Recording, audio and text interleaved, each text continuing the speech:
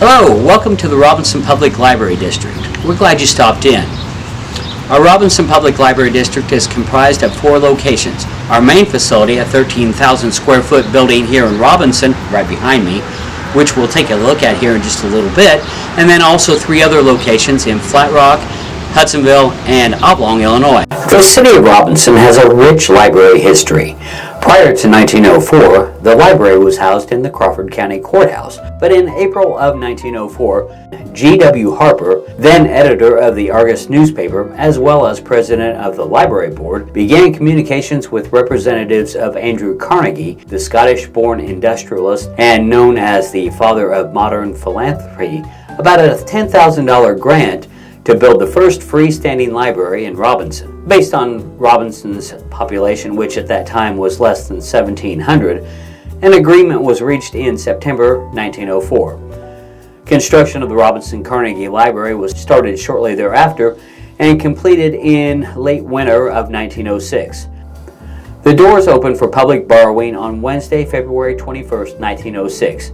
The library opened its doors with 1,000 books that were purchased by its board, along with various donations from local citizens. The organization's first librarian was Miss Mona Rutherford. The Carnegie Library remained a fixture of Main Street, Robinson until 1976. It was then that our current facility, originally named Robinson Township Library, opened its doors to the public on June 1st after a construction effort that began in 1974 following demolition of the Jefferson Grade School, which was originally named Northside School, which had stood on the site since its inception in 1897. Following the 1995 referendum that saw the addition of our 3 branch locations, we officially became known as the Robinson Public Library District. The first stop on our tour is the circulation desk. In addition to the basic transactions of checking in and out material, along with placing hold requests, our great customer service also includes providing printing, copying, and faxing services. Copies are 20 cents for a single-sided black and white copy and $1 for a single-sided color copy. The cost to send faxes to local or toll-free destinations is 50 cents per page. For all other transmissions, the cost is $1 per page. It is 50 cents per page to receive a fax transmission. Our next stop on the tour is the shelves directly across from the circulation desk. Here you will find large print publications along with the reading material that has been recently purchased by the library. These materials, whether they're fiction or nonfiction, regular type or large print, are identified by a red dot located in the upper right-hand corner of the publication's front cover. Next on the tour is a brief stop at our inspirational fiction section. Inspirational fiction is a subcategory within the broader categories of inspirational literature or inspirational writing. It has become more common for libraries like ours to consider inspirational fiction to be a separate genre and shelving them in their own section because of the increased popularity in recent years. If nonfiction reading is what you crave, then we could have just what you're looking for. But remember, if we don't have it at one of our 4 locations, we just might be able to honor your request via the interlibrary loan route with one of our hundreds of in-state partners or countless partner libraries throughout the United States. Each nonfiction subject is assigned a Dewey Decimal classification. For example, if you are looking for a topic related to the social sciences, like political science, economics, or social welfare, you would look in the 300s. Let's take a stroll farther down the row and you will see a section with additional large type selections in addition to those that we saw near the circulation desk. Next door we have our featured authors row, which is a section dedicated to some of our most requested novelists like James Patterson, Danielle Steele, and Clive Cussler.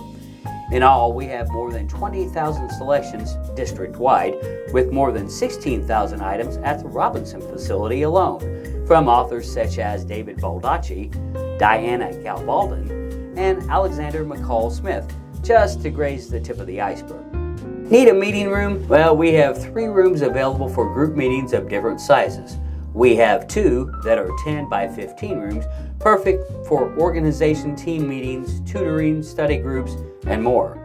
Both rooms have whiteboards for jotting down thoughts, plans, process steps, and equations, as well as electrical outlets along the baseboard and charging stations with both USB and AC ports.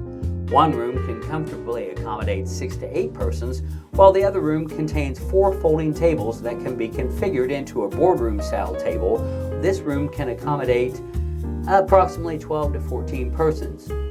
Our third room, a 28-foot by 38-foot room space that is located in the Vera Carlisle Newland Edition, which was built in 1983 and named in honor of Robinson's longest-serving librarian, who served the public from 1929 to 1982, can easily accommodate a group of 100 persons. To reserve one of these rooms, you can either call the library or stop in. Walk-ins are welcome without a reservation depending on space availability. In addition to our 3 different group venues, we also have 3 privacy pods, which are brand-named wiggle rooms that look like old-fashioned telephone booths. These spaces are just over 3.5 by 3.5 feet and are 7 feet in height, and are the answer to individual privacy while conducting a Zoom call. The next stop on our virtual tour is the James Jones display case, which contains a collection of works by the world-renowned author and perhaps Robinson's most famous resident. Jones, a World War II combat veteran who was wounded during a battle on Guadalcanal, is best known to most people for his wildly popular, critically acclaimed novel From Here to Eternity, which was inspired by his first-hand witnessing of the Japanese attack on Pearl Harbor, which of course spurred America's involvement into World War II. Jones is also famous for his works Some Came Running and The Thin Red Line. Next, we come to our online public access catalog station, which is powered by Aspen Discovery. Aspen is a full-featured open-source discovery system that incorporates our physical library materials along with physical materials available at other libraries throughout the state, along with e-content and other third-party providers to allow users to view, manage, and check out materials all in one place. You can also use the station to virtually browse and see titles by format and discover new titles through recommendations. You can also manage your library account, create custom reading lists for yourself and to share with others if you desire, and to also view lists created by others and made public. Aspen combines the library district's catalog with e-content, digital archives, and enrichment from third-party providers. It also improves relevancy and ease of use, displays all formats of titles within one result, and much more. Aspen was created to give library users an improved experience. There are 3 separate ways to access the online catalog to browse selections: by clicking on the Aspen Discovery box from the Library District's website homepage, by reviewing the site at one of our district's 4 locations, or by using a mobile device and typing the address that's listed at the bottom of the screen here in the search bar. If you are a movie enthusiast, we just might have a DVD or Blu-ray for you. From new releases to the classics, we have an in-house collection of over 4,000 adult and juvenile titles. Browse our selections from Mel Gibson and the Patriot, to Curious George, to The Goonies, to Ant-Man and the Wasp: Quantumania. We have 7 desktop computer workstations available on a first-come, first-served basis in our public access computer area. We also have a flatbed scanner available for hard copy documents in case you need to upload into an email attachment. Whether you just need to check your email, print out an online form, create a PowerPoint presentation, or peruse the latest news on the internet, we are available to help. Just check in at the circulation desk. We'll make sure that you have reviewed and signed our internet policy and user agreement. If you are thirsty and need refreshment while you are reading that good book or during a break from your computer search, we have a Keurig coffee station. Looking for something to do with your little one? Well, why not stop by the library? Our completely redesigned children's area offers bright, eye-catching colors on the walls, open spaces for kids to play in between stories, and a 65-inch monitor that plays kid-friendly programming. And most importantly, it offers shelving that gives youngsters the chance to see covers easier and offers more convenient access to pull titles out and review them for themselves. Completely reimagined in 2022 with the sole purpose of making the library a destination of choice for our youngest patrons, The hope is that we can create lifetime readers.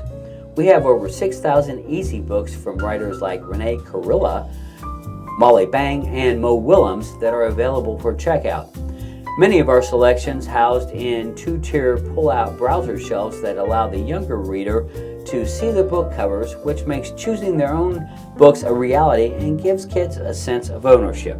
If you're a little older and easy readers aren't for you anymore, we have nearly 4,000 juvenile fiction books available for checkout from such authors as Megan Freeman, Ann Martin and Katie Farina, who are the authors of the Babysitter's Little Sisters series, and Andrew Peterson.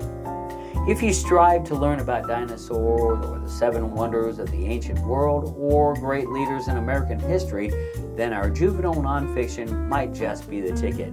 We house nearly 2,600 items at our Robinson location, and just like all of our other genres, if we don't have it in Robinson, we can check at one of our branch locations. While we've made a lot of changes in the last few years to help modernize our facility with new graphics, new paint schemes, the addition of more meeting spaces, and new furniture from one end of the building to the other, we can't forget our past. It's been really important that we keep items that help us remember where we came from. Our genealogy department is one of the best in East Central and Southern Illinois. Not only do we have hundreds of archived records and publications on hand to help with your research during your visit to our facility, but we also have an extensive collection of digitized local newspapers dating as far back as 1863 on the genealogy page of our website that you can review from the comfort of your couch. Scroll down the page until you see the Crawford County Newspaper Archives and click on the picture.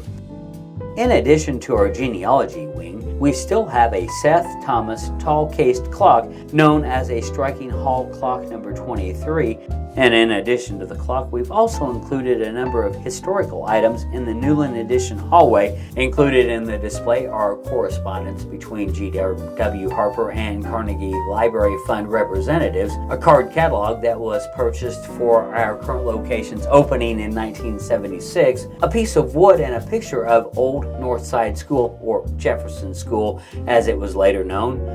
A table that was from the original Carnegie Library that we believe was in the children's area, as well as pictures of the late Mrs. Vera Carlisle Newland, our longest serving librarian, and a picture of Andrew Carnegie, who was part of our original building of the Carnegie Library in 1906. If you're in the area, we hope that you'll stop by and say hi.